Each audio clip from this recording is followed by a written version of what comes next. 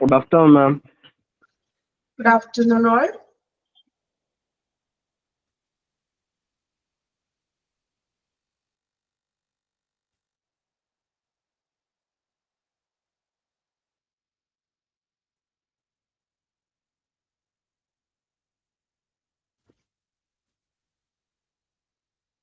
എടുത്ത് എത്രയൊന്ന് വായിക്കാം കേട്ടോ. നഴ്സിംഗ് ഡിപ്പാർട്ട്മെന്റ് വരെയല്ലേ എടുത്തത്, ജസ്റ്റ് ഒന്ന് വായിച്ചു നോക്കാം കേട്ടോ.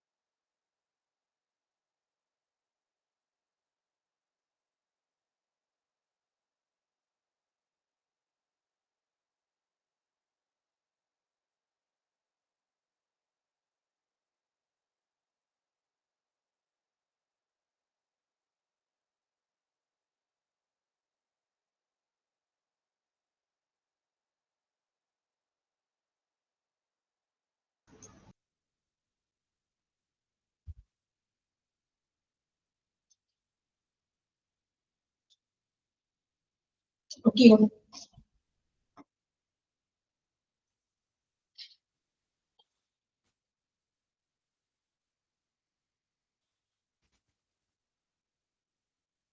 അപ്പൊ നമ്മള് കഴിഞ്ഞ ക്ലാസ്സിൽ ക്വാളിറ്റി ഇൻഡിക്കേറ്റേഴ്സ് ഹോസ്പിറ്റലിലെ ഡിഫറെന്റ് ഡിപ്പാർട്ട്മെന്റിനെ സംബന്ധിച്ചിട്ടുള്ള ക്വാളിറ്റി ഇൻഡിക്കേറ്റേഴ്സ് ആണ് കഴിഞ്ഞ ക്ലാസ്സിൽ പറഞ്ഞത്. അതില് ഫസ്റ്റ് വൺ നഴ്സിംഗ് ഡിപ്പാർട്ട്മെന്റുമായിട്ട് റിലേറ്റ് ചെയ്തിട്ടുള്ള ഇൻഡിക്കേറ്റേഴ്സ് ആണ് കഴിഞ്ഞ ക്ലാസ്സിൽ നമ്മൾ ഡിസ്കസ് ചെയ്തത്. അവിടെ വരെയല്ലേ പറഞ്ഞത്? ആണോ? ഓർക്കുന്നുണ്ടോ? ഇൻഫെക്ഷൻ കൺട്രോൾ സ്റ്റാർട്ട് ചെയ്തായിരുന്നോ നമ്മൾ കഴിഞ്ഞ ക്ലാസ്സിൽ? കഴിഞ്ഞ ക്ലാസ്സിൽ ഉണ്ടായിരുന്നവരാരും ഇല്ല? ഇൻഫെക്ഷൻ കൺട്രോൾ സ്റ്റാർട്ട് ചെയ്തോ? ഇല്ലല്ലോ. നഴ്സിംഗ് ഡിപ്പാർട്ട്മെന്റ് മാത്രമല്ലേ നമ്മൾ പറഞ്ഞു പോയുള്ളൂ. ഓക്കെ, അപ്പോ നഴ്സിംഗ് ഡിപ്പാർട്ട്മെന്റ് അതില് ഇൻക്ലൂഡഡ് ചെയ്തിട്ടുള്ള ഇൻഡിക്കേറ്റേഴ്സ് ആണ് നമ്മൾ കഴിഞ്ഞ ക്ലാസ്സിൽ പറഞ്ഞത്. നെക്സ്റ്റ് നമ്മൾ നോക്കുന്നത് ഇൻഫെക്ഷൻ കൺട്രോൾ. ഇൻഫെക്ഷൻ കൺട്രോളുമായിട്ട് റിലേറ്റ് ചെയ്ത് വരുന്ന ഇൻഡിക്കേറ്റേഴ്സ് ഏതൊക്കെയാണെന്ന് നോക്കാം കേട്ടോ. First one IPD, incident of blood body fluid exposure. Key performance indicators തന്നെയാണ് കേട്ടോ. ഇനി ഇൻഫെക്ഷൻ കൺട്രോളിൽ നോക്കാം. Incidence of blood body fluid exposure means blood body ഒക്കെ ആയിട്ട് റിലേറ്റഡ് ആയിട്ടുള്ള ഇൻസിഡൻസുകൾ. Then OPD, incident of blood body fluid exposure, ഇത് തന്നെയാണ് കേട്ടോ വീണ്ടും. Then IPD, incident needle stick injuries. OPD, incidence needle stick injuries, രണ്ടും സെയിം തന്നെയാണ്. അത് IPD-യിലെയും OPD-യിലെയും വരുന്നതാണ്. സെപ്പറേറ്റ് ചെയ്തിട്ട് IPD, OPD എന്ന് പറഞ്ഞിരിക്കുന്നത്. ദെൻ ഇൻസിഡൻസ് ഓഫ് ഫോൾസ്, വീഴ്ചയുടെ എന്താ സംഭവങ്ങൾ, അങ്ങനെയുള്ള കേസസുകൾ. Then incidence of hospital associated ulcers after admission. നമ്മൾ പറഞ്ഞു ബെഡിൽ കിടപ്പായിട്ടുള്ള രോഗികൾ, അങ്ങനെ മീൻസ് ബെഡിൽ അധികം കിടക്കുമ്പോൾ അവരുടെ സ്കിന്നുമായിട്ട് വരുന്ന പ്രശ്നങ്ങൾ. Then catheter associated urinary tract infection rate, കത്തീറ്ററുമായിട്ട് വരുന്ന ഇൻഫെക്ഷൻ ആയിട്ടുള്ള റേറ്റുകൾ. Central line associated blood serum infection rate, blood serum ആയിട്ടുള്ള ഇൻഫെക്ഷൻസും കാര്യങ്ങളും. സർജിക്കൽ സൈറ്റ് ഇൻഫെക്ഷൻ, സർജറി ഇപ്പൊ ഓപ്പറേഷൻ തിയേറ്റർ റൂമിൽ നിന്നോ അങ്ങനെ വരുന്ന സർജിക്കൽ സൈറ്റിൽ നിന്ന് വരുന്ന ഇൻഫെക്ഷൻസുകൾ. ഓക്കെ, അപ്പൊ ഇത്രയുമാണ് ഇൻഫെക്ഷൻ കൺട്രോൾസിൽ ഇൻക്ലൂഡ് ചെയ്യുന്ന കാര്യങ്ങൾ.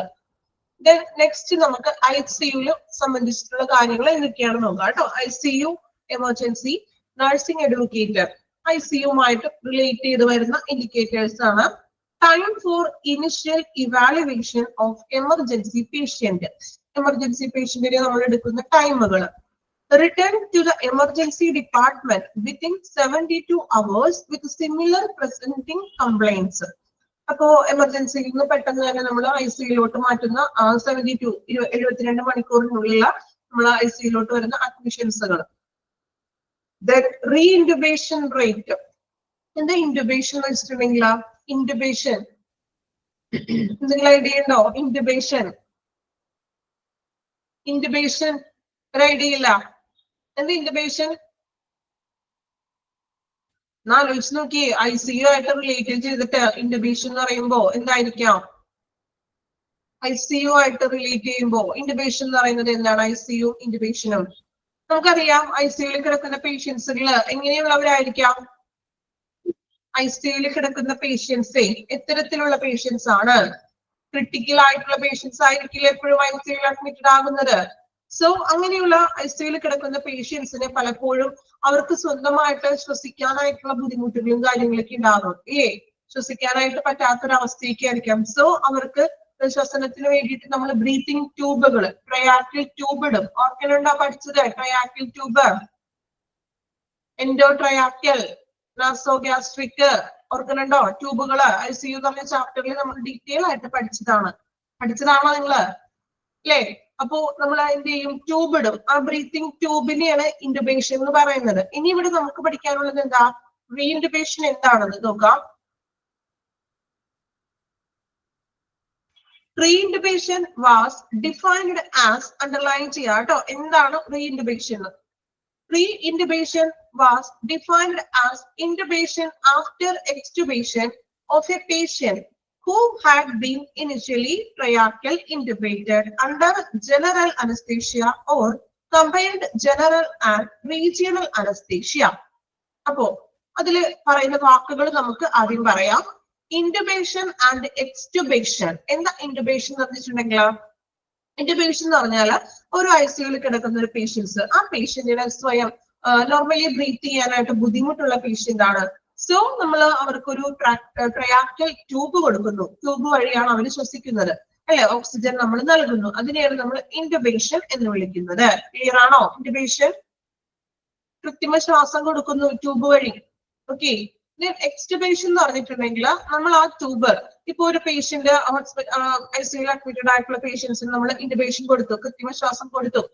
ദെൻ ചിലപ്പോ ഒരു 1 day കഴിയുമ്പോൾ ആള് നോർമലി ബ്രീത്ത് ചെയ്യാനായിട്ടുള്ള ഒരു സാഹചര്യമാവും, റിക്കവറി ആകുന്ന ആ ഒരു ടൈമിൽ നമുക്ക് ഈ ട്യൂബ് റിമൂവ് ചെയ്യാം.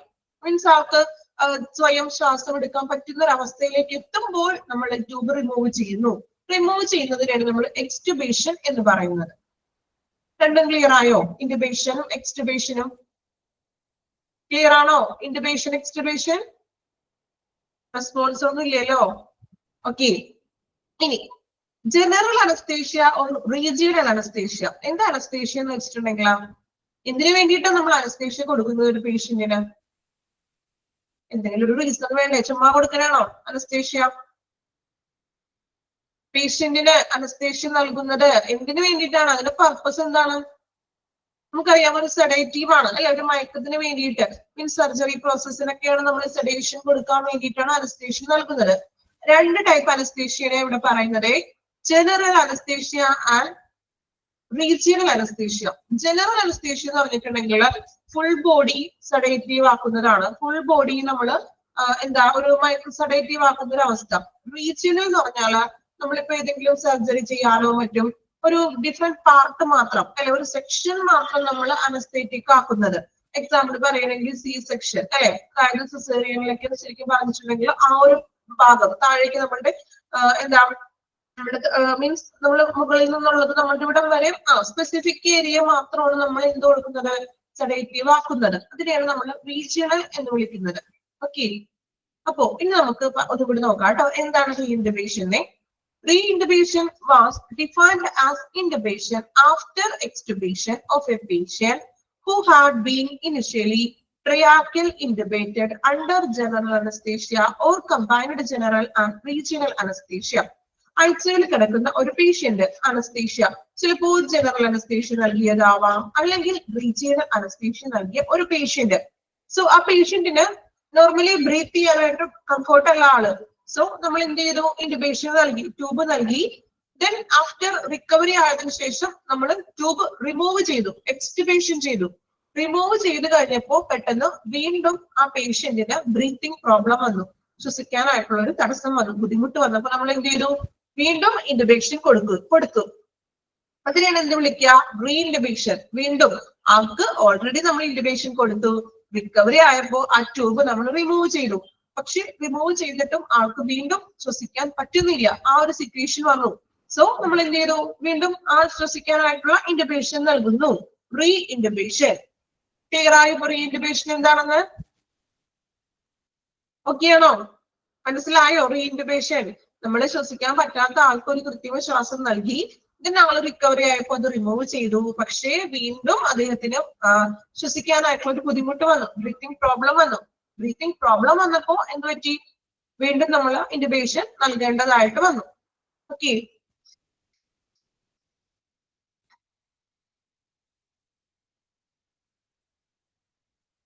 ഒന്ന് വായിച്ചു നോക്കാം കേട്ടോ. ജസ്റ്റ് ഒന്ന് വായിക്കാം. ഇൻഫെക്ഷൻ കൺട്രോളും ICU ആൻഡ് എമർജൻസിയും വായിച്ചു നോക്കാം കേട്ടോ.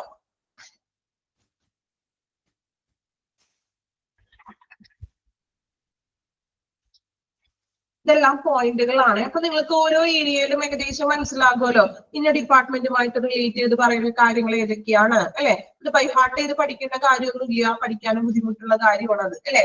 അപ്പോ നമുക്കറിയാലോ, വായിക്കുമ്പോൾ നമുക്ക് മനസ്സിലാവില്ലേ? അതുകൊണ്ടാണ് നിങ്ങളോട് 1-2 പ്രാവശ്യം അത് വായിക്കണം എന്ന് പറയുന്നത്. ഒന്നും വായിക്കാതെ നമ്മൾ നോക്കിയിട്ടുണ്ടെങ്കിൽ ജസ്റ്റ് കറക്കി കുത്താന്ന് വിചാരിച്ചാൽ നടക്കില്ല. അത്യാവശ്യം 1-2 വട്ടം വായിച്ച വ്യക്തികൾക്കാണെങ്കിൽ നിങ്ങൾക്ക് ഓൾറെഡി ഓപ്ഷൻ കാണുമ്പോൾ ഒരു ഐഡിയ ഒക്കെ കിട്ടും. ഓക്കെ, കണ്ടിന്യൂ വായിച്ചോളൂ കേട്ടോ.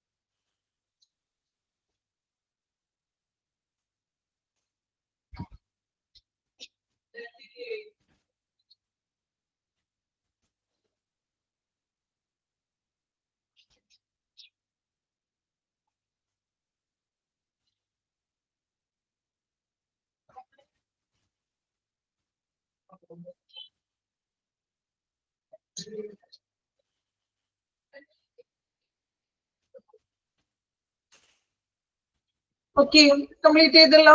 നെക്സ്റ്റ് സെക്ഷൻ നോക്കാം കേട്ടോ. 4ാമതായിട്ട് നമ്മൾ ഓപ്പറേഷൻ തിയേറ്റർ, ഒരു അനസ്തീഷ്യ ഓപ്പറേഷൻ തിയേറ്ററുമായിട്ട് റിലേറ്റ് ചെയ്തിട്ടുള്ള ഇൻഡിക്കേറ്റേഴ്സ് ആണ് നമ്മൾ നെക്സ്റ്റ് നോക്കുന്നത്. നോക്കാം. അപ്പോ ഇതില് കുറെയൊക്കെ നമ്മൾ ആ 32 കീ എലമെന്റ്സ്, കീ പെർഫോമൻസ് പഠിച്ചില്ലേ, അതിൽ ഇൻക്ലൂഡ് ചെയ്തിട്ടുള്ള കാര്യങ്ങളൊക്കെ തന്നെയാണ് ഇവിടെ. ചിലതൊക്കെ അത് തന്നെ സെയിം റിപ്പീറ്റ് പറയുന്നുണ്ട് കേട്ടോ. നോക്കാം. First one, percentage modification of anaesthesia plan. അനസ്തീഷ്യയുമായിട്ട് ആ ഒരു പദ്ധതിയുടെ പ്ലാനിന്റെ എത്രത്തോളം പെർസെന്റേജ് ഉണ്ടെന്ന് അനസ്തീഷ്യ പേഷ്യൻസിന് നമ്മൾ നൽകിയില്ലേ, ആ ഒരു കാര്യം. Then percentage of unplanned ventilation following anesthesia. Anaesthesia തുടർന്നുള്ള വെന്റിലേഷൻസിലാവുന്ന പേഷ്യൻസുകളുടെ percentage. Percentage of unfavourable anaesthesia events. Anaesthesia നൽകിയതിനു ശേഷം വരുന്ന ഇവന്റ്സ്, എന്തെങ്കിലും സംഭവങ്ങൾ, ചിലപ്പോൾ പേഷ്യൻസിന് എന്തെങ്കിലും സംഭവിക്കുകയോ എന്തെങ്കിലും ഫിസിക്കൽ ചേഞ്ചസുകളൊക്കെ വരുന്ന ഒരു സിറ്റുവേഷൻ, എത്രത്തോളം ഉണ്ടെന്നാണ്. Anaesthesia related mortality rate. അനസ്തീഷ്യയുമായി ബന്ധപ്പെട്ട മരണനിരക്ക്. അനസ്തീഷ്യയുടെ അളവ് കൂടുമ്പോഴൊക്കെ മരണമൊക്കെ സംഭവിക്കാറുണ്ട്, അല്ലെ? നമ്മള് ന്യൂസിലും മറ്റും നിങ്ങൾ പത്രത്തിലൊക്കെ വായിച്ചിട്ടില്ലേ? അനസ്തീഷ്യയുടെ ചിലപ്പോൾ അളവിലുള്ള വ്യത്യാസങ്ങളായിരിക്കാം, അല്ലെ? അതായത് ഈ പ്രസവ ഡെലിവറി സമയത്തുള്ള മരണങ്ങളൊക്കെ ഇല്ലേ, അതിൽ കൂടുതലും ഈ അനസ്തീഷ്യയുടെ ഒക്കെ കേസുമായിട്ട് റിലേറ്റഡ് ആയിട്ടുള്ളതാണ്. Percentage of unplanned return to OT, അല്ലെ? അൺപ്ലാൻഡ് ആയിട്ട് ഓപ്പറേഷൻ തിയേറ്ററിലേക്ക് വരുന്ന എത്രത്തോളം അഡ്മിഷൻസുകൾ ഉണ്ടെന്ന്. Percentage of rescheduling of surgery. സർജറികളുടെ പുനഃക്രമീകരണം. ഇപ്പൊ ഇന്ന് സർജറി ചിലപ്പോൾ നാളത്തേക്ക് ഇത് മാറ്റിവെക്കുക, മീൻസ് റീഷെഡ്യൂൾ ചെയ്യുന്നത്. Percentage of cases where the organization procedure to avert hostile event like wrong site, wrong patient, wrong surgery has been adhered to, അല്ലെ? അതായത് തെറ്റായിട്ടുള്ള സർജറി ചെയ്യുക, അല്ലെങ്കിൽ പേഷ്യൻസിന്റെ മീൻസ് എന്തെങ്കിലുമൊക്കെ മാറിപ്പോവുക, അങ്ങനെയുള്ള കേസസുകൾ. Next one, percentage of cases who received suitable prophylactic antibiotic within the specified time frame. Antibiotics, അതായത് കറക്റ്റ് സമയത്ത്, നിശ്ചിത സമയത്തിനുള്ളിൽ ആന്റിബയോട്ടിക്സ് കൊടുത്തിട്ടുണ്ടാവുമല്ലോ, അതിന്റെ ശതമാനം എത്രത്തോളം ആന്റിബയോട്ടിക്സ് നമ്മൾ നിർദ്ദിഷ്ട സമയത്തിനുള്ളിൽ പേഷ്യൻസിന് നൽകിയിട്ടുണ്ട്. Percentage of cases in which planned surgery is alerted. അതായത് ആസൂത്രണം ചെയ്തിട്ടുള്ള ശസ്ത്രക്രിയകൾ, സർജറീസ്, നേരത്തെ തന്നെ ഓൾറെഡി പ്ലാൻ ചെയ്തിട്ടുള്ള surgeries. Then percentage of cases in which planned surgery is altered introspectively. Introspectively എന്ന് വെച്ചിട്ടുണ്ടെങ്കിൽ ആന്തരികമായിട്ടുള്ള സർജറി തന്നെ, ഓപ്പറേഷൻസ്. Re-exploration rate, പര്യവേഷണ നിരക്ക് എന്നാണ് പറയുന്നത്. അതായത് വീണ്ടും നമ്മൾ ഇപ്പോൾ സർജറിയോ അല്ലെങ്കിൽ ട്രീറ്റ്മെന്റ്സോ അഡ്മിഷന്റെ കാര്യങ്ങൾ വീണ്ടും വന്ന് പുതുക്കുക നോക്കുക എന്നൊക്കെ പറയില്ലേ, അതാണ് റീ എക്സ്പ്ലോറേഷൻ റേറ്റ് എന്ന് പറയുന്നത്. OT യൂട്ടിലൈസേഷൻ റേറ്റ്, ഓപ്പറേഷൻ തിയേറ്ററിന്റെ ഉപയോഗം. ഇപ്പോ ഒരു മന്തിലെയോ അല്ലെങ്കിൽ ഓരോ മാസം എത്രത്തോളം അവിടെ സർജറീസ് നടന്നിട്ടുണ്ട്, ആ ഒരു ഉപയോഗം എത്രത്തോളമാണ് നമ്മൾ ഓപ്പറേഷൻ തിയേറ്ററിന്റെ ഉപയോഗം എന്നുള്ളത്. ഓക്കെ, അപ്പൊ ഇത്രയുമാണ് ഓപ്പറേഷൻ തിയേറ്ററുമായിട്ട് റിലേറ്റ് ചെയ്തിട്ടുള്ള ഇൻഡിക്കേറ്റേഴ്സ് എന്ന് പറയുന്നത്. കണ്ടോ, നമുക്ക് അത്യാവശ്യം വായിക്കുമ്പോൾ തന്നെ നിങ്ങൾക്ക് മനസ്സിലാവുമല്ലോ. ഒരു ഓപ്പറേഷൻ തിയേറ്റർ എന്ന് പറയുമ്പോൾ അതില് നമുക്കറിയാം സർജറികളൊക്കെ ആയിരിക്കും അതിൽ ഇൻക്ലൂഡ് ആയിട്ടുള്ളത്, അല്ലെങ്കിൽ അനസ്തീഷ്യ വരും അല്ലെ, OT അങ്ങനെയുള്ള കാര്യങ്ങളൊക്കെയാണ് ഓപ്പറേഷൻ തിയേറ്ററിൽ സർജറിയൊക്കെയാണ് മെയിൻ ആയിട്ട് വരുന്നത്.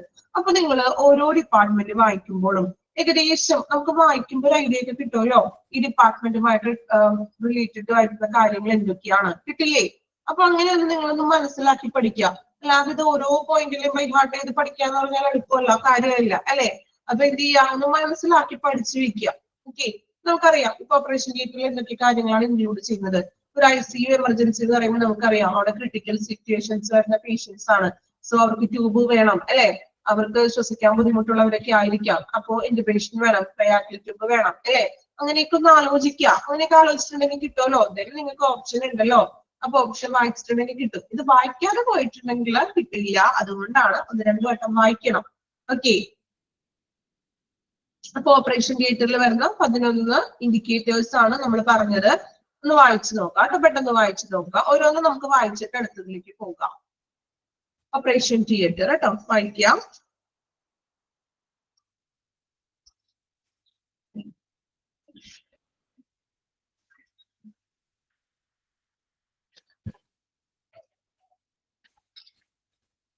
ഇമ്പോർട്ടന്റ് ആണെന്ന് ചോദിക്കുന്നത് മീൻസ് നമുക്കിത് ഓരോ ഡിപ്പാർട്ട്മെന്റിൽ വരുന്ന ഇൻഡിക്കേറ്റേഴ്സ് ആണല്ലോ ചോദിച്ചിരിക്കുന്നത്. അപ്പൊ ഇത് ഓരോ ഡിപ്പാർട്ട്മെന്റിലും ഇത് ബൈ ഹാർട്ട് ചെയ്യാനായിട്ട് നിങ്ങൾക്ക് പറ്റുമോ? ഇത് ബുദ്ധിമുട്ടുള്ള കാര്യമാണ്. അപ്പൊ നമുക്ക് ഏകദേശം ഒന്ന് വായിച്ച് മനസ്സിലാക്കി വെക്കാം നിങ്ങൾ. ഇപ്പോ നമുക്ക് ഇപ്പോ ലബോറട്ടറി എന്ന് പറയുമ്പോൾ ലബോറട്ടറിയിൽ മെഡിസിൻസിന്റെ പ്രിസ്ക്രിപ്ഷനും കാര്യങ്ങളൊക്കെ ആയിരിക്കും വരുന്നത് അല്ലെ. അപ്പൊ അങ്ങനെ ഒന്ന് കണക്ട് ചെയ്തിട്ട് ഒന്ന് പഠിച്ചു വെക്കുക. ബൈ ഹാർട്ട് ചെയ്യാനായിട്ട് ഞാൻ പറയുന്നില്ല, മനസ്സിലാക്കി പഠിച്ചാൽ മതി നിങ്ങൾ. ബാക്കി ഓപ്ഷൻ വായിക്കുമ്പോൾ എന്തായാലും ഐഡിയ ഒക്കെ കിട്ടും കേട്ടോ. അങ്ങനെ ബുദ്ധിമുട്ടൊന്നും അത്ര വലിയ ടഫ് ആയിട്ടുള്ള ക്വസ്റ്റ്യൻ ഒന്നും ചോദിക്കാറില്ലല്ലോ. നമുക്ക് പഠിക്കാനുള്ളത് ഇത് തന്നെ ഡയറക്റ്റ് ആയിട്ടുള്ള ക്വസ്റ്റ്യൻസ് ഒക്കെ അല്ലേ വരാറ്. പഠിച്ചു വെക്കാം കേട്ടോ. ബൈ ഹാർട്ട് ചെയ്യാൻ പറ്റിയില്ലെങ്കിൽ മനസ്സിലാക്കി വായിച്ചു വെക്കാം.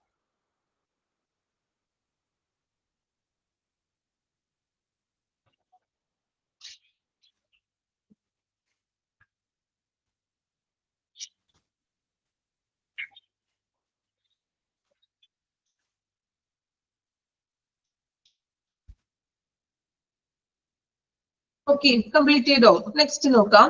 ഇനി അടുത്ത ഡിപ്പാർട്ട്മെന്റ് ആണ് ലാബ് റേഡിയോളജി ഡിപ്പാർട്ട്മെന്റ്. ലബോറട്ടറിയും റേഡിയോളജിയുമായിട്ട് റിലേറ്റഡ് ആയിട്ടുള്ള കാര്യങ്ങൾ എന്തൊക്കെയാണെന്ന് നോക്കാം കേട്ടോ.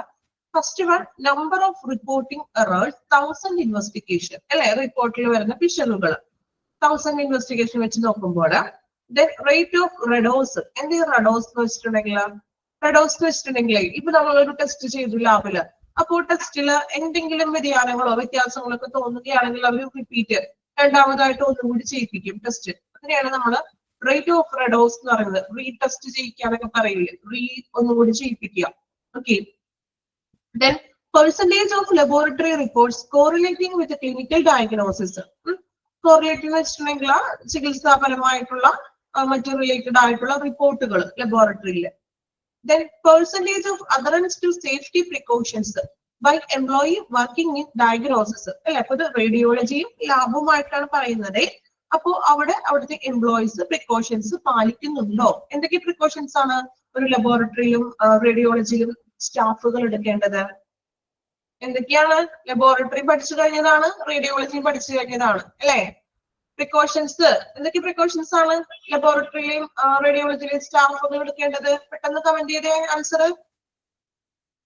ലബോറട്ടറിയിലെ സ്റ്റാഫുകളും using PPE. Okay, PPE include ചെയ്തിരിക്കുന്നത് എന്തൊക്കെയാണ്? ഗ്ലൗസ്, എന്തൊക്കെയാണ് പേഴ്സണൽ പ്രൊട്ടക്റ്റീവ് എക്യുപ്മെന്റ് ഇൻക്ലൂഡ് ആയിട്ടുള്ളത്? ഗ്ലൗസ്, മാസ്ക്, ലാബ് കോട്ട്, പിന്നെ എന്തൊക്കെയാണ്? ഗൂഗിൾസ് അല്ലെ? I shield. ഓക്കെ, പഠിച്ചിട്ടൊക്കെ ഉണ്ട് അല്ലെ? അപ്പൊ ഇത്രയും കാര്യങ്ങളാണ് നമ്മൾ ലബോറട്ടറിയിലും റേഡിയോളജി ഷൂസ് റേഡിയോളജി ഡിപ്പാർട്ട്മെന്റിലും കൂടി ഇൻക്ലൂഡ് ചെയ്ത് പറയുന്നത്. ക്ലിയർ ആണല്ലോ? ഇത് സിമ്പിൾ അല്ലേ? അപ്പൊ നമുക്ക് നോക്കുമ്പോൾ തന്നെ അറിയാലോ ലബോറട്ടറിയിൽ എത്ര മീൻസ് ലബോറട്ടറി റിപ്പോർട്ട്സ് നോക്കണം, അതുപോലെ തന്നെ പ്രിക്കോഷൻസും കാര്യങ്ങളൊക്കെ ലബോറട്ടറിയിലെ സ്റ്റാഫുകൾ എടുത്തിരിക്കണം. നെക്സ്റ്റ് നമുക്ക് നോക്കാം ഫാർമസി. ഫാർമസിയോട് കഴിഞ്ഞിട്ട് ഒന്ന് വായിക്കാം കേട്ടോ. ഫാർമസിയിൽ റിലേറ്റഡ് ആയിട്ട് വരുന്ന കാര്യങ്ങൾ എന്തൊക്കെയാണെന്ന് നോക്കാം. പ്രിസ്ക്രിപ്ഷൻ എറർ അല്ലെ? മെഡിസിൻസിന്റെ കുറിപ്പുകൾ, പ്രിസ്ക്രിപ്ഷൻ എറർ, അതിൽ വരുന്ന പ്രശ്നങ്ങൾ. ഡിസ്പെൻസിങ് എറർ, ഡിസ്ട്രിബ്യൂട്ട് ചെയ്യുമ്പോഴുള്ള പ്രശ്നങ്ങൾ, എററുകള്. Percentage of incidence hostile drug reactions, ADR. ADR എന്ന് വെച്ചാൽ എന്താ ഫുൾ ഫോം? ADR എഴുതിയെടുക്കുക കേട്ടോ. Adverse drug reaction.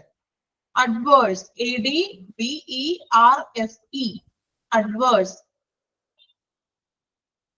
Adverse drug reaction. അതായത് മെഡിസിൻസിന്റെ അലർജി. ചിലവർക്ക് മെഡിസിൻസിനൊക്കെ അലർജി ഉണ്ടാവും. നിങ്ങളുടെ കൂട്ടത്തിൽ ഉണ്ടാക്കെങ്കിലോ ചില മെഡിസിൻസുകളെ, ചില ടാബ്ലറ്റുകളോ അങ്ങനെ അലർജി ഉള്ളവരുണ്ടാകാം. അങ്ങനെയുള്ളവർ അവരുടെ ചിലരുടെ ബോഡിയിൽ അത് മീൻസ് അത് പ്രതികരിക്കുക, അപ്പൊ അത് മറ്റു അലർജിയൊക്കെ ഫോം ചെയ്യും. അങ്ങനെ ആർക്കെങ്കിലും ഉണ്ടോ എന്തെങ്കിലും മെഡിസിൻസ് അലർജികള്? ആർക്കില്ല. ഓക്കെ, ചില മെഡിസിൻസുകൾ അലർജി ഉള്ള മെഡിസിൻസ് ഉണ്ട്. അപ്പൊ അങ്ങനെയുള്ള കേസുകളാണ് പറയുന്നത്. ADR, adverse drug reactions. Then discharge include LAMA, DAMA. LAMA, DAMA അറിയാലോ? ഓർമ്മയുണ്ടോ? എന്താ ലാമ? ലാമ പേഷ്യൻസ് എന്തൊക്കെയായിരുന്നു? ലീവ് അഗെയിൻസ്റ്റ് മെഡിക്കൽ അഡ്വൈസും discharge against medical advice. Then abscond. Abscond എന്ന് വെച്ചാൽ എന്താ? Abscond means അബ്സ്കോണ്ട് എന്ന് വെച്ചാൽ ഒളിച്ചോടുക, ഒളിച്ചോട്ടം എന്നൊക്കെയാണ്. ഒളിച്ചോടുക എന്ന് പറഞ്ഞിട്ടുണ്ടെങ്കിൽ ഇപ്പൊ നമ്മൾ പറഞ്ഞു ലാമ പേഷ്യൻസ് അവരുടെ സ്വന്തം ഇഷ്ടത്താല് ഹോസ്പിറ്റൽ വിട്ടു പോകുന്നു. വിട്ടു പോകുമ്പോഴും അവരെന്ത് ചെയ്യുന്നു? ഒരു ലാമ ഫോം ഒക്കെ ഫില്ല് ചെയ്തിട്ടാണ് പോകുന്നത്. ഓർക്കുന്നുണ്ടോ ലാമ ഫോം? ഓർക്കുന്നുണ്ടോ? പേഷ്യന്റ് സൈൻ ചെയ്ത് കൊടുക്കുന്നൊക്കെ പറഞ്ഞിട്ടില്ലേ ലാമ? ഓക്കെ. പക്ഷെ അബ്സ്കോണ്ട് എന്ന് പറഞ്ഞാൽ ഒളിച്ചോടി പോവുക. ഒളിച്ചോടി പോകുക എന്ന് വെച്ചിട്ടുണ്ടെങ്കിൽ ഇങ്ങനെ ഒരു ലാമ ഫോമോ ഒരു കാര്യങ്ങളും ഇല്ല. പെട്ടെന്ന് 2 ദിവസത്തെ ട്രീറ്റ്മെന്റ് കഴിഞ്ഞ് പിറ്റേ ദിവസം നോക്കുമ്പോൾ നഴ്സുമാരോടോ ഡോക്ടേഴ്സിനോടോ ആരോടും പറയാതെ ഹോസ്പിറ്റലിൽ നിന്ന് പോകുന്ന ഒരവസ്ഥ, തന്നെ സ്വന്തം ഇഷ്ടപ്രകാരം പോകുന്നത്, അതാണ് അബ്സ്കോണ്ട്. ഡെത്ത്, മരണങ്ങൾ. Fourth one, percentage of medication chart with error prone abbreviations. മെഡിക്കേഷൻ ചാർട്ടിൽ അബ്രിവേഷൻസിലും മറ്റും വരുന്ന എററുകൾ. Then percentage of receiving high risk medication developing adverse drug event. High risk ഉള്ള വലിയ വലിയ മെഡിസിൻസുകൾ നൽകുമ്പോൾ അതിൽ വരുന്ന reactions. Percentage of drug and consumable obtained by local purchase. ഇവിടെ എന്താ പറയുന്നത്? മീൻസ് നമ്മൾ എന്താണ് ഉപഭോഗ വസ്തുക്കളുടെ ശതമാനം, വാങ്ങിക്കുന്ന മരുന്നുകളുടെയും മറ്റ് കൺസ്യൂമബിൾ ആയിട്ടുള്ള ഹോസ്പിറ്റലിലേക്ക് വാങ്ങിക്കുന്ന പർച്ചേസ് ചെയ്യുന്നവരുടെ percentage. Percentage of stock out including emergency drug. Emergency മരുന്നുകൾ ഉൾപ്പെടെയുള്ള സ്റ്റോക്ക് എത്ര പെർസെന്റേജ് ആണെന്ന്. Percentage of drug and consumable refused before preparation, GRN, good receipt note അല്ലെ? അതായത് എത്രത്തോളം മെഡിസിൻസുകളും കാര്യങ്ങളും വേണം അങ്ങനെയുള്ള ഒരു നോട്ടാണ് അവിടെ നമ്മൾ ഗുഡ് റെസിപ്റ്റിൽ എഴുതുന്നത്. ഗുഡ് റെസിപ്റ്റ് നോട്ട് എന്ന് പറഞ്ഞിട്ടുണ്ടെങ്കിൽ ഒരു ഡോക്യുമെന്റ് ആണ്. നമ്മൾ ഡെലിവറി ചെയ്യേണ്ട ഗുഡ്സും സപ്ലൈ കസ്റ്റമറിന് നമ്മൾ ഡെലിവറി ചെയ്യേണ്ട ഗുഡ്സ് ആൻഡ് സർവീസസ്, മെഡിസിൻസുകളുടെ ഡീറ്റെയിൽസ് ഒക്കെയാണ് നമ്മൾ ഈ ഗുഡ് റെസിപ്റ്റ് നോട്ടിൽ ഇൻക്ലൂഡ് ചെയ്യുന്നത്. ദെൻ അപ്പോ GRN എന്താണെന്നൊന്ന് നോട്ട് ചെയ്ത് വെക്കാം കേട്ടോ. ഗുഡ് റെസിപ്റ്റ് നോട്ട്സ് ഒന്ന് നോട്ട് ചെയ്ത് വെച്ചേക്കൂ. GRN അണ്ടർലൈൻ ചെയ്താൽ മതി. Then percentage of variations from procurement process. Procurement എന്ന് വെച്ചിട്ടുണ്ടെങ്കിൽ സംഭരിക്കുക എന്നുള്ളൊരു മീനിങ് ആണ്. അതായത് സംഭരണ പ്രക്രിയയിൽ നിന്നുള്ള വ്യത്യാസങ്ങൾ, അതായത് ഈ മെഡിസിൻസും മറ്റൊക്കെ ശേഖരിക്കുമ്പോൾ അതിൽ എന്തെങ്കിലും ചേഞ്ചസുകളൊക്കെ വരുന്നുണ്ടോ എന്ന്. ഓക്കെ, ഇത്രയുമാണ് ഫാർമസിയുമായിട്ട് റിലേറ്റ് ചെയ്തിട്ടുള്ളത്. ഏകദേശം നമുക്കറിയാലോ, വായിക്കുമ്പോൾ തന്നെ അറിയാം. ഫാർമസി എന്ന് പറയുമ്പോൾ മെഡിസിൻ ആണ്. അപ്പോ മെഡിസിൻസ് വിതരണം ചെയ്യുന്നതിൽ പിശക് വരാൻ പാടില്ല, പ്രിസ്ക്രിപ്ഷൻസിൽ വരാൻ പാടില്ല. അതുപോലെ തന്നെ എന്തൊക്കെയാണ് നമ്മളെ മെഡിസിൻസിൽ വരുന്ന അലർജീസും കാര്യങ്ങളും അല്ലെ. അപ്പൊ ഇതൊക്കെയാണ് ഒരു ഫാർമസിയിൽ ഇൻക്ലൂഡഡ് ആയിട്ട് പറയുന്നത്. ഇത് ഈ പോയിന്റ് അതുപോലെ തന്നെ നമുക്ക് വായിക്കാൻ പറ്റുള്ളൂ, കാരണം അതിന്റെ ഡീറ്റെയിൽ ഒന്നും പഠിക്കാനില്ല. ജസ്റ്റ് പോയിന്റ് ആണ്. ആ പോയിന്റുകൾ എന്താണെന്ന് മനസ്സിലാക്കിയ ഓക്കെ. അടുത്ത ഡിപ്പാർട്ട്മെന്റ് എന്ന് പറയുന്നത് ഫ്രണ്ട് ഓഫീസ്. ഫ്രണ്ട് ഓഫീസുമായിട്ട് രണ്ട് ഇൻഡിക്കേറ്റേഴ്സ് പറയുന്നുള്ളൂ. First one out patient satisfaction index അല്ലെ. ഔട്ട് പേഷ്യന്റ് വിഭാഗത്തിലെ പേഷ്യൻസിന്റെ ഇൻഡെക്സ് മീൻസ് അവരുടെ ഒരു സംതൃപ്തി സൂചിക. Waiting time with regard to doctor appointment അല്ലെ. നമ്മൾ അപ്പോയിന്റ്മെന്റ് എടുക്കാനായിട്ട് ഡോക്ടറെ കാണാനായിട്ട് എടുക്കുന്ന ആ കാത്തിരിപ്പ് സമയം, വെയിറ്റിംഗ് ടൈം. ഓക്കെ, അപ്പൊ രണ്ട് ഇൻഡിക്കേറ്റേഴ്സ് ആണ് ഫ്രണ്ട് ഓഫീസിൽ വരുന്നത്. ഇനി വായിച്ചു നോക്കാം കേട്ടോ. ലാബ് തുടങ്ങി ദെൻ ഫാർമസി വായിക്കാം, ഫ്രണ്ട് ഓഫീസും അത് വായിച്ചു നോക്കാം. പോയിന്റുകളാണ് വായിച്ചു നോക്കാം.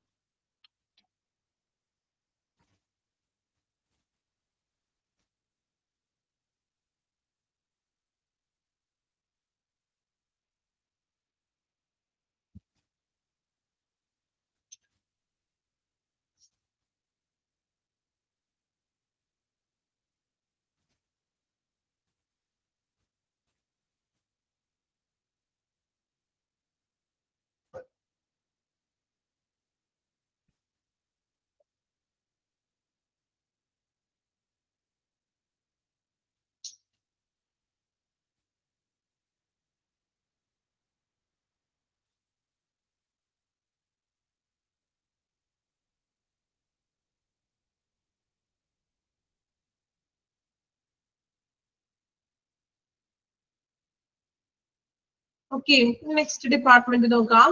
MRD. MRD എന്ന് വെച്ചാൽ എന്താ? MRD full form MRD medical record department.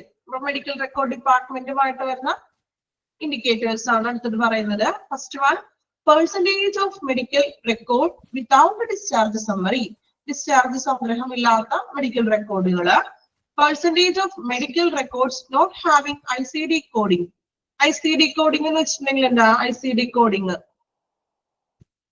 ICD full form അറിയാമോ? ICD എഴുതിയെടുക്കാം കേട്ടോ.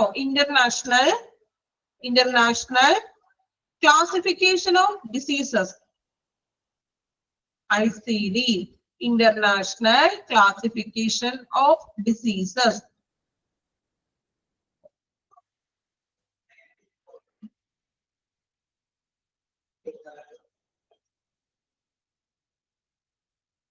International classification of diseases.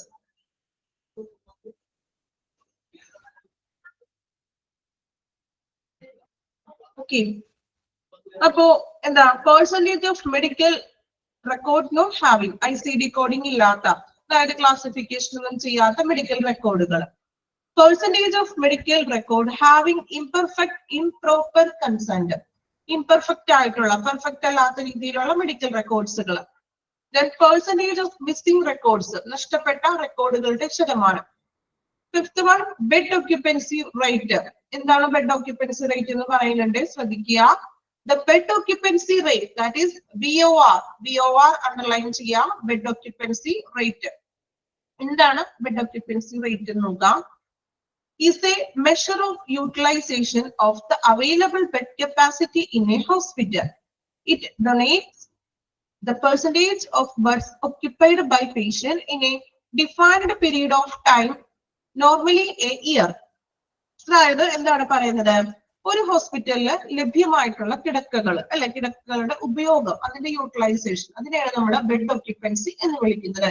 അതായത് നോർമലി 1 ഇയർ, ഒരു വർഷത്തിനുള്ളിൽ രോഗികൾ എത്രത്തോളം അവിടെ ബെഡ് ഉപയോഗിച്ചിട്ടുണ്ട്, എത്ര പേഷ്യൻസ് വന്നിട്ടുണ്ട് എന്നുള്ളതാണ് ഒരു ബെഡ് ഓക്യുപ്പൻസി റേറ്റ് എന്നതുകൊണ്ട് ഉദ്ദേശിക്കുന്നത്.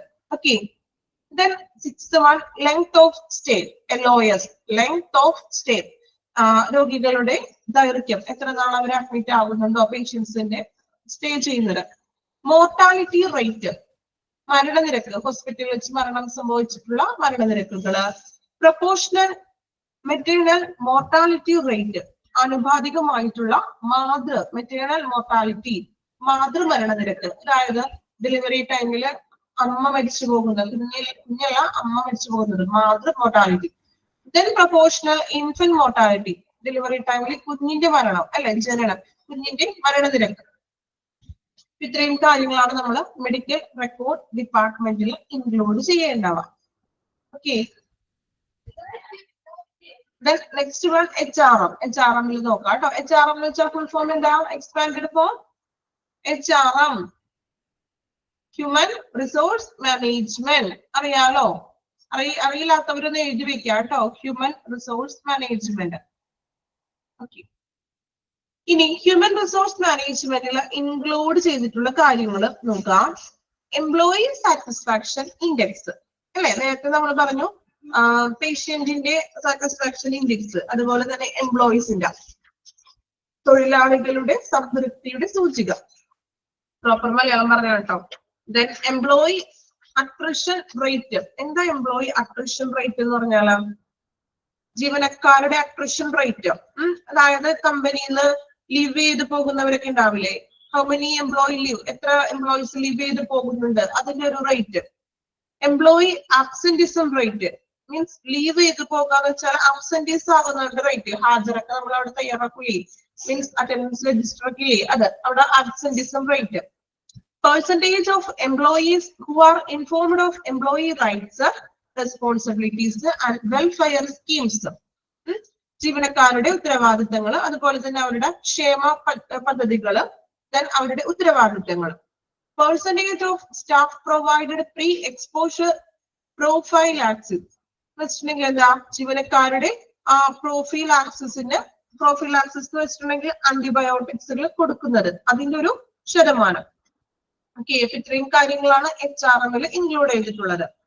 ദെൻ നെക്സ്റ്റ് വൺ നോക്കാം, ഡിസ്ചാർജ് സമ്മറി. അതിൽ വരുന്നത് ഒരു കാര്യം മാത്രമേ വരുന്നുള്ളൂ, time taken for discharge, discharge ചെയ്യാനായിട്ട് എടുക്കുന്ന ടൈം. ദെൻ 11ാമത്തെ ഡിപ്പാർട്ട്മെന്റ് മെയിന്റനൻസ് ഡിപ്പാർട്ട്മെന്റ്. മെയിന്റനൻസിൽ എന്തൊക്കെ വരും നോക്കാം കേട്ടോ. Critical equipment breakdown time. Critical equipment അതായത് എന്താണ്? നിർണായക ഉപകരണങ്ങള് ബ്രേക്ക് ഡൗൺ സമയം, അതായത് നമ്മൾ ബ്രേക്ക് ഡൗൺ ആയി പോയിട്ട് അറ്റകുറ്റപ്പണികളൊക്കെ എടുക്കേണ്ട സമയം. ഇപ്പൊ ബയോമെഡിക്കൽ എക്യുപ്മെന്റുകളോ അല്ലെങ്കിൽ മറ്റ് ഹോസ്പിറ്റലിൽ ഉപയോഗിക്കുന്ന ജനറൽ ആയിട്ട് ഉപയോഗിക്കുന്ന എക്യുപ്മെന്റുകൾ, അതിന്റെ അറ്റകുറ്റപ്പണികളൊക്കെ ചെയ്യാം. എക്യുപ്മെന്റ് യൂട്ടിലൈസേഷൻ റേറ്റ്, ഉപകരണങ്ങളുടെ ഉപയോഗ നിരക്ക്. ഇപ്പോ ഓപ്പറേഷൻ തിയേറ്ററിലെയോ ICU അല്ലെങ്കിൽ എന്താണ് ജനറൽ എക്യുപ്മെന്റ്. നമ്മൾ ഹോസ്പിറ്റലിൽ ഒത്തിരി എക്യുപ്മെന്റുകൾ ഉപയോഗിക്കുന്നുണ്ട്, പഠിച്ചല്ലോ, എക്യുപ്മെന്റിന്റെ ചാപ്റ്റർ പഠിച്ചില്ലേ, അതിൽ നമ്മൾ കണ്ടല്ലോ.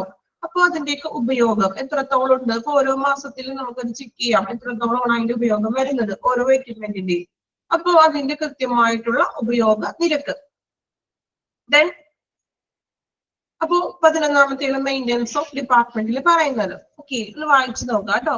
HRM തുടങ്ങിയല്ലേ വായിക്കാനുള്ളത്. ഓക്കെ, HRM തുടങ്ങി മെയിൻ്റെനൻസ്. അപ്പൊ നമ്മൾ ടോട്ടൽ 11 ഡിപ്പാർട്ട്മെന്റിലെ ഇൻഡിക്കേറ്റേഴ്സ് ആണ് നമ്മൾ പറഞ്ഞത്.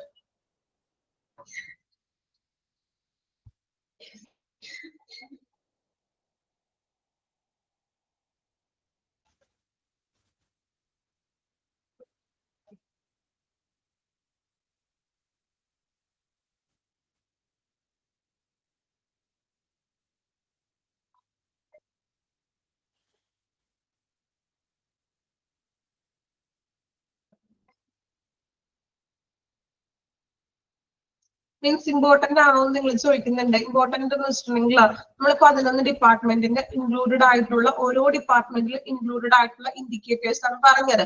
അപ്പൊ അത് ബൈ ഹാർട്ട് ചെയ്ത് പഠിക്കാൻ ബുദ്ധിമുട്ടുള്ള കാര്യമാണ്. അതുകൊണ്ട് എന്ത് ചെയ്യുക, ഒന്ന് മനസ്സിലാക്കി വെക്കുക, വായിക്കുക. നിങ്ങൾ ഇത് ഇമ്പോർട്ടന്റ് അല്ല എന്ന് പറഞ്ഞിട്ട് സ്കിപ്പ് ചെയ്യുന്നതല്ല ചെയ്യേണ്ടത്, മറിച്ച് എന്ത് ചെയ്യുക, ഒന്ന് വായിച്ചു നോക്കുക. വായിക്കുമ്പോൾ ഒരു ഐഡിയ കിട്ടില്ലേ?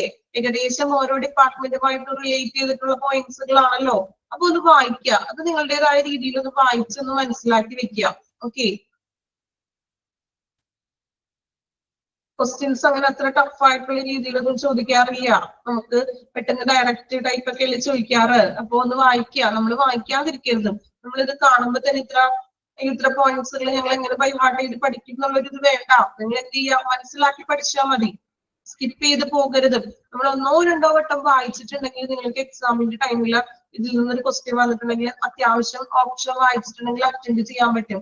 പക്ഷെ നിങ്ങൾ ഇൻ കേസ് ഒട്ടും തന്നെ അത് വായിച്ചിട്ടില്ലെങ്കിൽ അത് അറ്റൻഡ് ചെയ്യാനേ പറ്റില്ല, ഇല്ലേ? അറ്റ്ലീസ്റ്റ് ഒരു എന്താ പറയാ, നമ്മളൊന്ന് ഗസ്റ്റ് ചെയ്തിട്ടൊക്കെ ഒന്ന് ചെയ്യില്ലേ, കറക്റ്റ് കുത്തൊക്കെ പറയില്ലേ?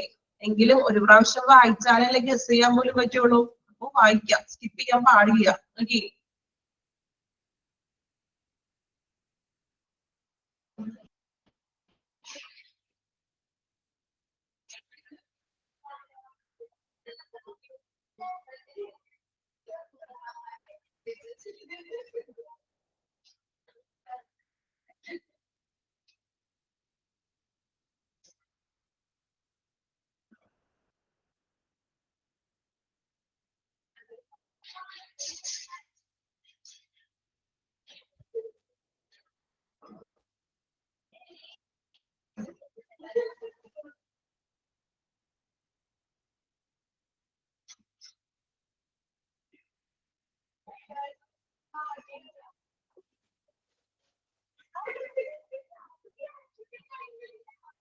ഓക്കെ, കംപ്ലീറ്റ് ചെയ്തോ? വായിച്ചോ?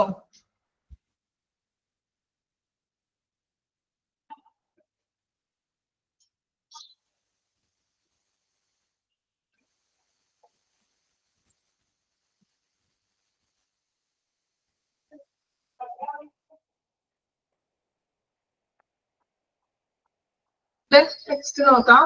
ഈ ഒരു ചാപ്റ്ററിലെ ലാസ്റ്റ് സെക്ഷൻ ആണ് കേട്ടോ. അപ്പൊ നമ്മള് എന്താണ് ക്വാളിറ്റി അഷുറൻസ് ആൻഡ് നാബ് എന്ന് കണ്ടു അല്ലെ? അപ്പൊ നാബ് എന്ന് പറയുന്നത് എന്താണ്? നാബ് എന്ന് വെച്ചിട്ടുണ്ടെങ്കിൽ നാബ് ഒറ്റ വാക്കിൽ എന്ത് പറയാം? ഹോസ്പിറ്റലുകൾക്ക് അംഗീകാരം നൽകുന്ന അക്രഡിറ്റേഷൻ ബോർഡാണ് നാബ് അല്ലെ? അപ്പൊ അത് നമ്മൾ പറഞ്ഞു, നിലവിലെ നാബിന്റെ മാനദണ്ഡങ്ങൾക്ക് അനുസരിച്ചുകൊണ്ടാണ് നമ്മൾ ഹോസ്പിറ്റലിന് അംഗീകാരം നൽകുന്നത്. ചുമ്മാ നമ്മൾ വെറുതെ അംഗീകാരം കൊടുക്കുകയല്ല, മറിച്ച് ഓരോ മാനദണ്ഡങ്ങളും നമ്മൾ അതിന്റെ ഡിഫറെന്റ് ആയിട്ടുള്ള കീ പോയിന്റ്സുകൾ കണ്ടു. ഓരോ ഡിപ്പാർട്ട്മെന്റിനും എന്തെല്ലാം കാര്യങ്ങൾ ഉണ്ടായിരിക്കണം അല്ലെ? ഇതിനെല്ലാം ബേസ് ചെയ്തുകൊണ്ടാണ് നമ്മൾ ഒരു ഹോസ്പിറ്റലിന് നാബ് അംഗീകാരം നൽകുന്നത്. ദെൻ നമ്മൾ ഇനി നോക്കുന്നത് eligibility to apply for hospital accreditation.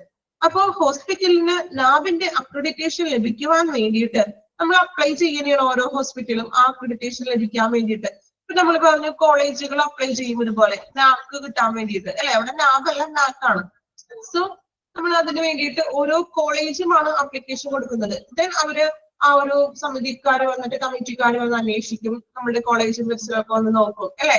എങ്ങനെയാണ് ഈ മാനദണ്ഡങ്ങളൊക്കെ ഇവർ ഫോളോ ചെയ്യുന്നുണ്ടോ? ഇതിന്റെ എല്ലാ ബേസിസിലാണ് നമുക്ക് അംഗീകാരം നൽകുന്നത്. അപ്പോ അതുപോലെ തന്നെയാണ് നാബ്. നമ്മൾ നാബിന്റെ അക്രഡിറ്റേഷൻ ലഭിക്കണമെങ്കിൽ നമ്മൾ അവർക്കൊരു അപ്ലിക്കേഷൻ കൊടുക്കണം അല്ലെ? നമുക്ക് അത് കൊടുക്കാൻ വേണ്ടിയിട്ട് എല്ലാ ഹോസ്പിറ്റലുകാർക്കും അക്രഡിറ്റേഷന് വേണ്ടി അപേക്ഷിക്കാൻ പറ്റുമോ? അങ്ങനെയാണോ? അപ്പൊ അതിനൊരു എലിജിബിലിറ്റി ക്രൈറ്റീരിയ ഉണ്ട് അല്ലെ? ഇപ്പൊ എന്താണ്, ഇപ്പൊ നിങ്ങൾക്ക് ഡിഗ്രിക്ക് അഡ്മിഷൻ എടുക്കണമെങ്കിൽ +2 കംപ്ലീറ്റഡ് ആവണ്ടേ? ഫെയിൽഡ് ആയിട്ടുണ്ടെങ്കിൽ അഡ്മിഷൻ എടുക്കാൻ പറ്റുമോ? ഫെയിൽഡ് ആയവരാണെങ്കിൽ പറ്റുമോ എടുക്കാനായിട്ട്? ഇല്ല അല്ലെ? നമുക്ക് ഒരു എലിജിബിലിറ്റി ഉണ്ട്. ഇപ്പൊ നമുക്ക് ഒരു +2 ബേസ് വേണം എന്നുണ്ടെങ്കിൽ ആ +2 ബേസ് വേണം, ഒരു എലിജിബിലിറ്റി ക്രൈറ്റീരിയ ആണ് അത്. അപ്പൊ ഇവിടെയും നമുക്ക് നോക്കാനുള്ളത് ഒരു ഹോസ്പിറ്റലിന് അക്രഡിറ്റേഷൻ, നാബിന്റെ അക്രഡിറ്റേഷൻ ലഭിക്കാൻ വേണ്ടിയിട്ട് എലിജിബിൾ എന്തൊക്കെ കാര്യങ്ങൾ നമ്മൾ എലിജിബിൾ ആയിരിക്കണം എന്ന്, ഇങ്ങനെ ഒരു കണ്ടീഷൻ ഉണ്ടെങ്കിൽ മാത്രമേ നമുക്കിത് അപ്ലൈ ചെയ്യാനായിട്ട് പറ്റുള്ളൂ. നോക്കാം, health care organisation that satisfy the following requirements. ഇനി പറയുന്നത് ഹെൽത്ത് ആവശ്യകതകൾ ഹോസ്പിറ്റലിൽ നിറവേറ്റിയിരിക്കണം. നോക്കാം, first one, currently in operation as healthcare provider, it should be above 50 beds in hospital below 50 beds will come under SHCO standard. എന്താ SHCO? കഴിഞ്ഞ ക്ലാസ്സിൽ എടുത്തതാണ് SHCO. ഹോസ്പിറ്റലിനെ നമ്മൾ രണ്ടായിട്ട് ഡിവൈഡ് ചെയ്യുന്നു, HCO ആൻഡ് SHCO. HCO എന്ന് പറഞ്ഞാലോ health care organisation, small health care organisation.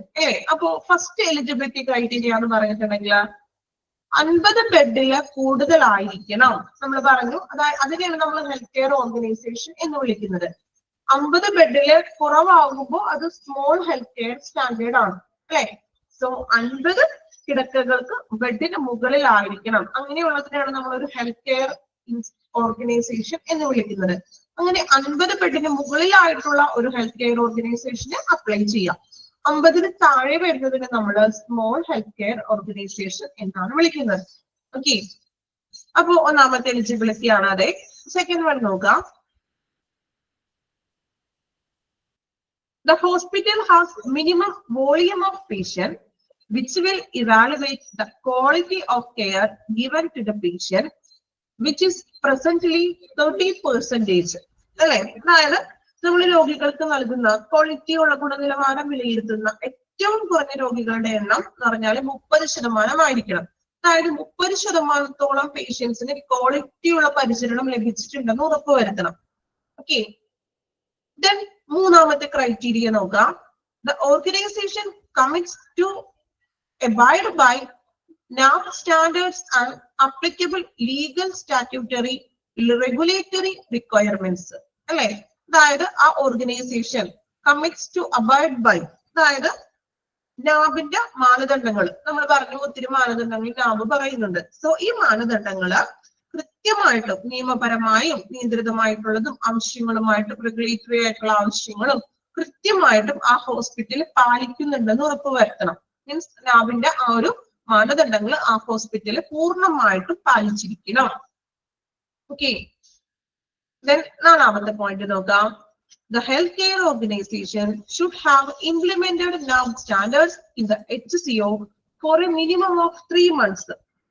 Health care ഓർഗനൈസേഷൻസിൽ കുറഞ്ഞത് ഒരു 3 മാസത്തേക്കെങ്കിലും 3 മന്തിന് ഹോസ്പിറ്റൽ നാബ് മാനദണ്ഡങ്ങൾ പാലിച്ചിരിക്കണം. നേരത്തെ നമ്മൾ പറഞ്ഞു നാബിന്റെ മാനദണ്ഡങ്ങൾ പാലിക്കണം. അത് കുറഞ്ഞത് 3 മാസമെങ്കിലും കൃത്യമായിട്ടും നാബിന്റെ മാനദണ്ഡങ്ങൾ ഫോളോ ചെയ്തിരിക്കണം. ഓക്കെ, ഇത്രയുമാണ് ഒരു ഹോസ്പിറ്റലിന് ഒരു അക്രഡിറ്റേഷന് വേണ്ടിയിട്ട് അപ്ലൈ ചെയ്യണമെങ്കിൽ വേണ്ട ക്രൈറ്റീരിയ അല്ലെങ്കിൽ എലിജിബിലിറ്റി എന്ന് പറയുന്നത്. വായിച്ചു നോക്കാം കേട്ടോ. 4 പോയിന്റ് ആണ്, വായിച്ചു നോക്കാം.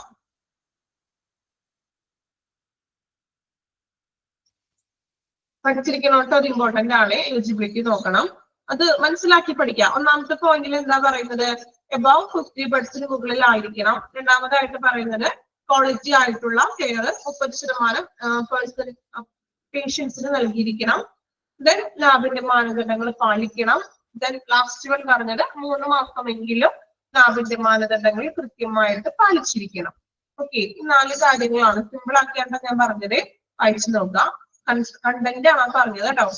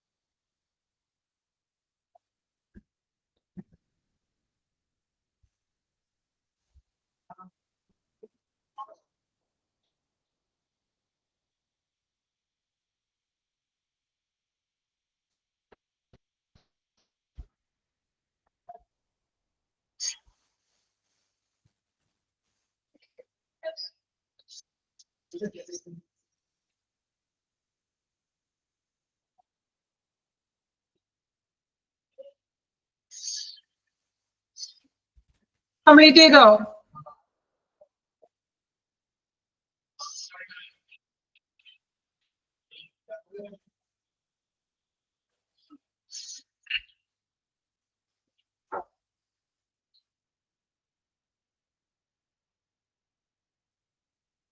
ഓക്കെ, ദെൻ നമ്മുടെ ചാപ്റ്ററിന്റെ കൺക്ലൂഡ് ചെയ്യണതാണ് കേട്ടോ വായിക്കുന്നത്. ലാസ്റ്റ് വൺ നോക്കാം. These standards are to be used by all organizations and not for a certain service within the organization. Organization provide multiple services and the standards are equally applicable to all services within the healthcare organization. നോക്കാം, അതായത് എന്താണ് ഈ മാനദണ്ഡങ്ങൾ, അതായത് നാബ് പുറപ്പെടുവിക്കുന്ന മാനദണ്ഡങ്ങള്. ഈ മാനദണ്ഡങ്ങൾ മുഴുവനും ഓർഗനൈസേഷൻ ഉപയോഗിക്കേണ്ടതാണെന്ന്. ഹോസ്പിറ്റൽ മാത്രമല്ല, എല്ലാ ഓർഗനൈസേഷനും ഉപയോഗിക്കാം. ഓർഗനൈസേഷൻസിൽ ഒരു നിശ്ചിത സർവീസിന് മാത്രമല്ലാന്ന്, മറിച്ച് മൾട്ടിപ്പിൾ സർവീസ്, ഒത്തിരി സേവനങ്ങൾക്ക് വേണ്ടിയിട്ട് നമുക്ക് ഇങ്ങനെയുള്ള ആരോഗ്യ സംരക്ഷണത്തിലെ എല്ലാ സേവനങ്ങൾക്കും ഈ മാനദണ്ഡങ്ങളെ നമുക്ക് ഒരുപോലെ ഉപയോഗിക്കാം. ഓക്കെ, ഫസ്റ്റ് ചാപ്റ്റർ കൺക്ലൂഡ് ചെയ്തിരിക്കുകയാണ്. ദെൻ നെക്സ്റ്റ് പറയുന്നത്, അപ്പൊ നമ്മൾ എന്താണ് ഒരു നാബ്, അല്ലെ? നാബ് എന്താണെന്ന് പഠിച്ചു. മാനദണ്ഡങ്ങളാണ് ഒരു ഹോസ്പിറ്റലിന് അംഗീകാരം നൽകുന്നു. ഇതാണ് നാബ് അക്രഡിറ്റേഷന്റെ ഒരു സർട്ടിഫിക്കറ്റ് എന്ന് പറയുന്നത്. കണ്ടോ, അംഗീകാരം നൽകുന്ന ഒരു സർട്ടിഫിക്കറ്റ്. നോക്കാം, ജസ്റ്റ് ഒരു മോഡലാണ് കേട്ടോ.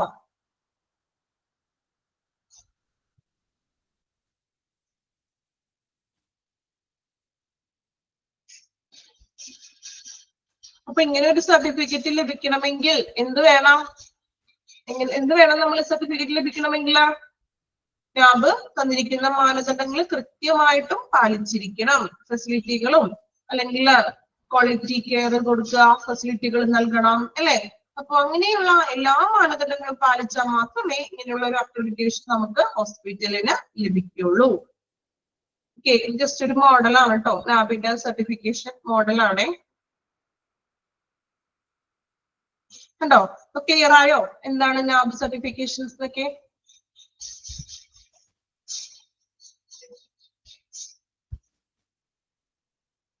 ഓക്കെ, അപ്പൊ നമ്മളുടെ ഈ ഒരു ചാപ്റ്റർ കംപ്ലീറ്റ് ആയിട്ടുണ്ട്. അപ്പോ ജസ്റ്റ് ഒന്ന് നോക്കാം കേട്ടോ.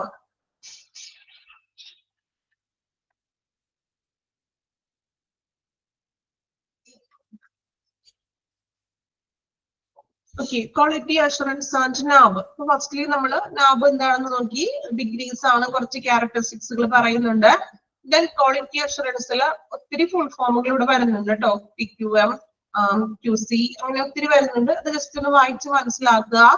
ദെൻ എന്താണ് ക്വാളിറ്റി കൺട്രോൾ എന്താണെന്ന് ഡിഫൈൻ ചെയ്തിട്ടുണ്ട്, അണ്ടർലൈൻ ചെയ്യാൻ പറഞ്ഞിട്ടുണ്ടായിരുന്നു. അത് കൃത്യമായിട്ട് പഠിക്കുക. ദെൻ കീ ജോബ് റെസ്പോൺസിബിലിറ്റീസ്, ഒരു ക്വാളിറ്റി മാനേജറിന്റെ എന്തൊക്കെയാണ് അദ്ദേഹത്തിന്റെ ഡ്യൂട്ടീസ്, റെസ്പോൺസിബിലിറ്റീസ്. അതിൽ തന്നെ ARB, AREB ഒക്കെ വരുന്നുണ്ട്. ഇമ്പോർട്ടന്റ് ആണ് അത്. ഫുൾ ഫോമുകൾ ഒത്തിരി വരുന്നുണ്ട് ഈ ഒരു ചാപ്റ്ററിൽ തന്നെ. അപ്പൊ അത് കൃത്യമായിട്ട് ഫുൾ ഫോമുകൾ നോട്ട് ചെയ്ത് വെക്കണം. ദെൻ ആ ഒരു ക്വാളിറ്റി മാനേജ്മെന്റിന്റെ ഒരു സ്ട്രക്ചർ പറഞ്ഞിട്ടുണ്ട്. സ്ട്രക്ചർ ഒന്ന് നോക്കി വെക്കുക. അതിൽ ടോപ്പ് ബോർഡ് ഓഫ് ഡയറക്ടേഴ്സ് ആണ്, അത് പ്രത്യേകം ഓർക്കുക. ദെൻ അക്രഡിറ്റേഷൻ എന്താണെന്ന് കേട്ടോ. അക്രഡിറ്റേഷൻ എന്ന് പറഞ്ഞാൽ പബ്ലിക് റെക്കഗ്നേഷൻ ആണ്. പിന്നെ ബെനഫിറ്റുകളാണ് നമ്മൾ പറഞ്ഞത്. ബെനഫിറ്റ്സ് പേഷ്യൻസിനുള്ളത്, ഓർഗനൈസേഷൻസിനും അതുപോലെ സ്റ്റാഫിനുള്ളത്. ദെൻ അക്രഡിറ്റേഷൻ ബോഡീസ് ഏതൊക്കെയാണെന്ന് നാബ്, നേബൽ, SCHSI, HSI, JCI. JCI എന്താണെന്ന് ഓർത്തിരിക്കുക, നമ്മൾ അണ്ടർലൈൻ ചെയ്ത് പോയിട്ടുണ്ടത്. പിന്നെ നമ്മൾ ഹോസ്പിറ്റലിന്റെ നാബ് രണ്ടായിട്ട് ഡിവൈഡ് ചെയ്തിരിക്കുകയാണ്, SHCO, then HCO. നാബ് സ്റ്റാൻഡേർഡുകളാണ് നമ്മൾ പേഷ്യൻ സെന്റേർഡിൽ എന്തൊക്കെയാണ് വരുന്നത്, ഓർഗനൈസേഷൻ സെന്റേർഡിൽ, ഇതെല്ലാം എക്സ്പാൻഡഡ് ഫോമിൽ ആ ഒരു ഇതിൽ ക്വസ്റ്റ്യൻസ് പ്രതീക്ഷിക്കുക കേട്ടോ, എക്സ്പാൻഡഡ് ഫോമില്. പിന്നെ നമ്മൾ പറഞ്ഞത് മാനുവൽസ് എന്തൊക്കെയാണ്, 3 മാനുവല്, ക്വാളിറ്റിയും സേഫ്റ്റിയും ഇൻഫെക്ഷൻ കൺട്രോളും. ദെൻ കമ്മിറ്റീസ്, ഏതൊക്കെ കമ്മിറ്റീസ് ആണ് ഒരു ഹോസ്പിറ്റലിൽ ഇൻക്ലൂഡഡ് ആയിട്ടുള്ള കമ്മിറ്റികൾ. പിന്നെ നമ്മൾ കീ പെർഫോമൻസ് ഇൻഡിക്കേറ്റേഴ്സ് ആണ്, 32 ഇൻഡിക്കേറ്റേഴ്സ് ആണ്. പഠിക്കാൻ പറ്റുന്നത്രയും പഠിക്കുക, അറ്റ്ലീസ്റ്റ് ഒന്ന് വായിച്ചു നോക്കുക കേട്ടോ, മനസ്സിലാക്കി വായിക്കുക നിങ്ങൾ. പിന്നെ നമ്മൾ പറഞ്ഞത് ക്വാളിറ്റി ഇൻഡിക്കേറ്റേഴ്സ് എന്താണെന്ന് പറഞ്ഞു. പിന്നെ നമ്മൾ നെക്സ്റ്റ് പറഞ്ഞത് ഓരോ ഡിപ്പാർട്ട്മെന്റിലും ഇൻക്ലൂഡഡ് ആയിട്ടുള്ള ഇൻഡിക്കേറ്റേഴ്സുകൾ, അല്ലെ, ഓരോ ഡിപ്പാർട്ട്മെന്റിന്റെയും ഇൻക്ലൂഡഡ് ആയിട്ടുള്ളത് ഏതൊക്കെയാണെന്ന് പറഞ്ഞു. അതിൽ റീഇൻറ്റഗ്രേഷൻ ഇമ്പോർട്ടന്റ് ആണ്, എക്സാമിന് ചോദിക്കാറുണ്ട് റീഇൻറ്റഗ്രേഷൻ എന്താണെന്ന് കേട്ടോ. ദെൻ പിന്നെ ഓരോ ഡിപ്പാർട്ട്മെന്റുകൾ എന്തൊക്കെയാണെന്ന് നമ്മളത് മനസ്സിലാക്കി പഠിക്കുക. നമുക്കറിയാലോ ഏകദേശം ഒരു ഡിപ്പാർട്ട്മെന്റുമായിട്ട് റിലേറ്റ് ചെയ്തിട്ടുള്ള സംഭവങ്ങൾ ഏതൊക്കെയാണെന്ന് അത് കൃത്യമായിട്ട് പഠിക്കുക. Bed BOR, bed occupancy rate ആണ്, പ്രീവിയസ്ലി ചോദിച്ചിട്ടുള്ള ക്വസ്റ്റ്യൻ ആണ് BOR കേട്ടോ. പിന്നെ അതുപോലെ ICD ചോദിക്കാറുണ്ട്, ഇന്റർനാഷണൽ എഴുതിയെടുത്തല്ലോ നമ്മള്. പിന്നെന്താ ദെൻ എലിജിബിലിറ്റി ക്രൈറ്റീരിയ, അതും ഒന്ന് 4 നോക്കി വെക്കാം. സിമ്പിൾ ആയിട്ട് ഞാൻ നേരത്തെ പറഞ്ഞില്ലേ, അതുപോലെ ഒന്ന് മനസ്സിലാക്കി വെച്ചാൽ മതി. അപ്പൊ നമുക്ക് ആ പോയിന്റ് കാണുമ്പോൾ ക്ലിയർ ആവും. ഓക്കെ, ഇത്രയൊക്കെയാണ് നമ്മളുടെ ഈ ഒരു ചാപ്റ്ററിൽ വരുന്നത്. അപ്പോ ഇനി ചാപ്റ്റേഴ്സ് കംപ്ലീറ്റ് ആവാനുണ്ട് ടീച്ചേഴ്സിന്റെ. അപ്പൊ ഞാൻ നിങ്ങൾക്ക് എടുക്കുന്ന പോർഷൻസ് കംപ്ലീറ്റ് ആയിട്ടുണ്ട്. അപ്പോ എടുത്തത്രയും ക്ലിയർ ആണെന്ന് ഞാൻ വിചാരിക്കുന്നു. ഈ ഒരു ചാപ്റ്റർ അത്യാവശ്യം കുറച്ചൊന്ന് വായിക്കാനുണ്ട്. നിങ്ങൾ നല്ല രീതിയിൽ വായിക്കണം. അത് ഹാർട്ട് ചെയ്യാൻ പറ്റാത്തൊരു ചാപ്റ്റർ ആണെന്ന് എനിക്കറിയാം. അതുകൊണ്ട് തന്നെ നിങ്ങളുടേതായ രീതിയിൽ അത് വായിച്ചൊന്ന് മനസ്സിലാക്കാം. ഓക്കെ, അപ്പോ നിങ്ങൾക്ക് എടുക്കുന്ന പോർഷൻസ് കംപ്ലീറ്റ് ചെയ്തിട്ടുണ്ട്. ഇനി നെക്സ്റ്റ് ഒരു ക്ലാസ്സിൽ നമുക്ക് ഇമ്പോർട്ടന്റ് ആയിട്ടുള്ള ഒരു കുറച്ച് ക്വസ്റ്റ്യൻസ് എല്ലാം ഇമ്പോർട്ടന്റ് ആയിട്ടുള്ള കാര്യങ്ങൾ നമുക്കൊന്ന് ഡിസ്കസ് ചെയ്യാം. ഓക്കെ, ഇന്ന് നോട്ട് ചെയ്ത് വെക്കാനുള്ളതൊക്കെ ആണെങ്കിൽ ജസ്റ്റ് ഒന്ന് കുറച്ച് ഫുൾ ഫോമുകളും അല്ലെങ്കിൽ ഇമ്പോർട്ടന്റ് ആയിട്ടുള്ള ഓരോ ചാപ്റ്റർ എടുത്തെടുത്ത് റിവൈസ് ചെയ്യാനായിട്ട് നമുക്ക് ടൈം കിട്ടില്ല. അപ്പോ ജസ്റ്റ് ഒരു റിവിഷൻ അല്ല, ഇമ്പോർട്ടന്റ് ആയിട്ടുള്ള ഭാഗങ്ങൾ പറയാം. അപ്പൊ അതൊന്ന് നോട്ട് ചെയ്ത് അടയാളപ്പെടുത്തി പഠിക്കാം. ഓക്കെ, അപ്പൊ നന്നായിട്ട് വായിക്കാം കേട്ടോ. എക്സാമിന് വേണ്ടി പഠിച്ചൊക്കെ തുടങ്ങിയോ? എക്സാമിന്റെ ഡേറ്റിന് വേണ്ടി ആരും കാത്തിരിക്കണ്ട കേട്ടോ. നമുക്ക് കിട്ടുന്ന സമയത്ത് അത് സ്പെൻഡ് ചെയ്യാം, പഠിക്കുക നിങ്ങൾ നല്ല പോലെ കേട്ടോ. അപ്പൊ ഇനി ഒരു ക്ലാസ്സും കൂടി നമുക്ക് കിട്ടുമായിരിക്കും കേട്ടോ. ഇമ്പോർട്ടൻസ് ക്വസ്റ്റ്യൻസ് ഒക്കെ പറഞ്ഞു തരാം. ഓക്കെ, നെക്സ്റ്റ് ഒരു ക്ലാസ്സിൽ ചെറിയൊരു റിവിഷൻ പോലെ നമുക്ക് ചെയ്യാം കേട്ടോ. കിട്ടുമെന്ന് വിചാരിക്കുന്നു. ഓക്കെ, അപ്പൊ നന്നായിട്ടൊക്കെ പഠിക്കാം. അപ്പൊ നമ്മള് ഈ ഒരു കോഴ്സ് ഒക്കെ അങ്ങനെ എക്സാമിന് ഉണ്ടാകും എന്തായാലും ടീച്ചേഴ്സ്. അപ്പൊ നന്നായിട്ടൊക്കെ പഠിക്കാം. Okay, thank you all.